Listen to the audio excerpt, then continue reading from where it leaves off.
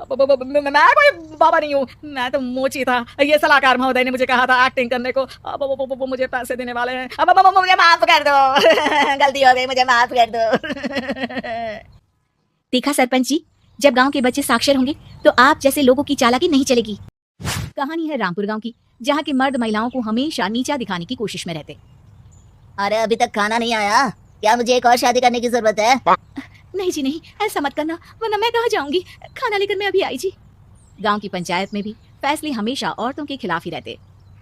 मैं जो फैसला सुनाता हूँ वो भगवान की आज्ञा होती है। इस लड़के ने अपने मन से शादी करके अच्छा नहीं किया। लड़के को घर भेज दो और इसकी शादी इसकी जाति की किसी लड़के से करवा दो। लेकिन ये लड़के, इसे तो गांव के बाहर निकाल दो। नहीं नहीं जमींदार साहब, ये क्या बोल रहे हैं? ऐसा नहीं हो सकता। मेरी बेटी मासूम है, इसे अच्छे बुरे की समझ नहीं है। अरे कहाँ जाएगी ये बेचारी? कहाँ जाएगी? इतनी चिंता है तो पूरे परिवार का गांव निकाला कर देते हैं। बेचारे पूरे बसे बसाए परिवार को गांव छोड़ना पड़ता है।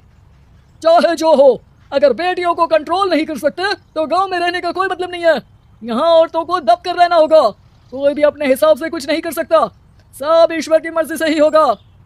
तभी गांव का एक आदमी दौड़ा दौड़ा आता है। सरपंच साहब, जमींदार साहब, वो कालिया है ना, उसकी बेटी पढ़ने के लिए शहर जा रही है।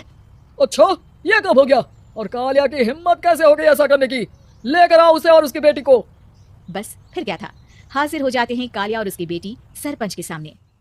और कालिया, ये क्या सुनने में आ रहा है? बेटी को इंजीनियर बना रहा है तू? और ये बता, गांव में तो स्कूल नहीं है, फिर कहां से इतनी क्लास पास कर गई तेरी बेटी? राधा, जो कि कालिया की बेटी है, उसे लगता है कि सरपंच उसकी तारीफ कर रहे हैं। सरपंच जी, मैंने ऑनलाइन पढ़ाई की है, डिस्टेंस लर्निंग से।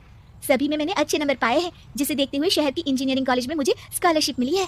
वाह जी वाह, क्या होती है ये? पहले तो ये बताओ, फिर आगे की बात करते हैं। पूरा गांव राधा की बात सुन रहा था और राधा बोलती जा रही थी।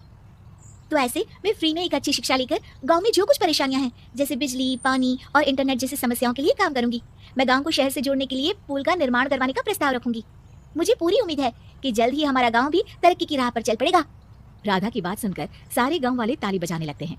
सरपंच को समझ नहीं आता कि वो क्या करे। चुप है नादान लड़की।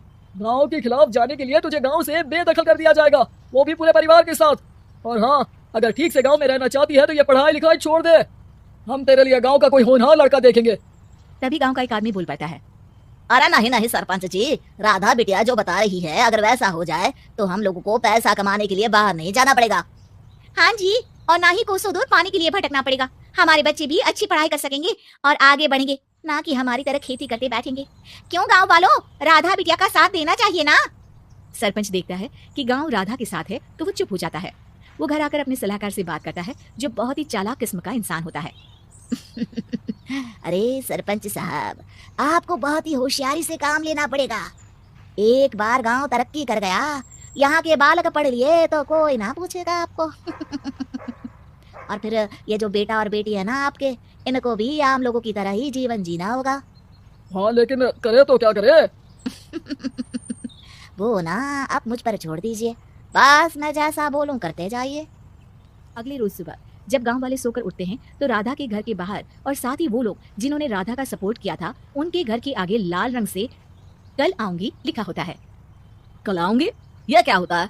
अरे यह तो खून से लिखा है, लगता है कोई भूत प्रेत या चुड़ैल का साया है। चलो सरपंच के पास चलते हैं। सभी सरपंच के पास जाकर उसे सारी बात बताते हैं। और ये तो बड़ी मुश्किल की बात है। चलो, मैं एक बाबा को जानता हूँ, उन्हें बुला लेता हूँ।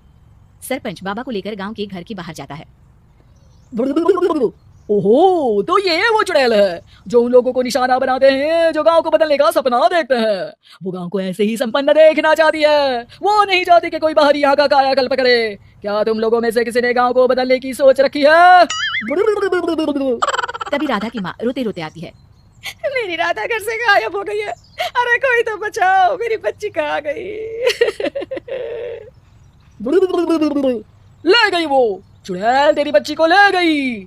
अब वो उसे श्रापित करके छोड़ेगी, उस पर चुड़ैल का साया हो जाएगा। तभी बुरी सी हालत में राधा भी वहां आ जाती है। उसके बाल चुड़ैल की तरफ फैले होते हैं और कपड़ों में खून लगा होता है। सभी राधा को देखकर डर जाते हैं। माँ, पता नहीं मुझे कौन उठा कर ले गया था। अरे दूर हो जा चुड़ैल, अब हम लोग इस गांव में नहीं रुकेंगे। अरे कैसी बातें कर रहे हैं आप? कल तो आप मेरे भरोसे गांव का हुलिया बदलने, अपने बच्चों को पढ़ाने और तरक्की उन्नति की बात कर रहे थे, तो आज क्या हो गया आपको? ये फिर तुम लोगों को बहकाएगी। ये चुड़ैल गांव में आ चुकी है, ऐसे ही ये तुम्हारे घर के बच्चों को भी ले जाएगी। गांव वाले राधा को गांव से बाहर निकाल देते हैं। उसके माँ बाप रोते रहते हैं, लेकिन गांव वाले नहीं मानते। मैं भी अपनी बहन के साथ गांव के बाहर रहूंगा, लेकिन वो पढ़ाई नहीं छोड़ेगी। वहीं सरपंच के घर पर सलाहकार कहता है,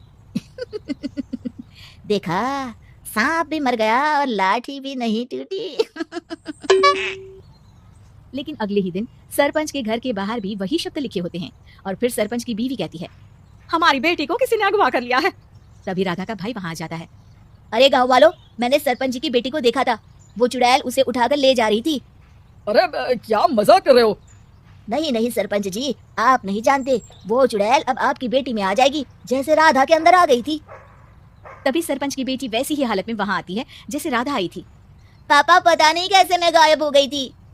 चुड़ैल, इसके अंदर भी चुड़ैल का साया है, मारो इसे। अरे नहीं नहीं, इसे भी राधा के पास गांव के बाहर ही भेज दो।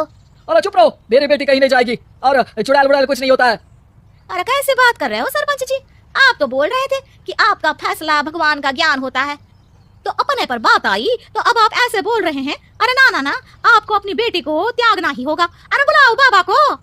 राधा का भाई बाबा को ले आता है, जिसे अब गांव वालों के डर के कारण सच बोलना पड़ता है। मैं कोई बाबा नहीं हूँ, मैं तो मोची था। ये सलाहकार महोदय ने मुझे कहा था एक्टिंग करने को, वो मुझे पैसे देने वाले हैं। अब मुझे माफ कर दो। गलती हो गई, मुझे माफ कर दो। तभी वहां राधा आ जाती है। देखा सरपंच जी, जब गांव के बच्चे साक्षर होंगे तो आप जैसे लोगों की चालाकी नहीं चलेगी। अगर वीडियो अच्छा लगे तो लाइक शेयर कमेंट जरूर करें।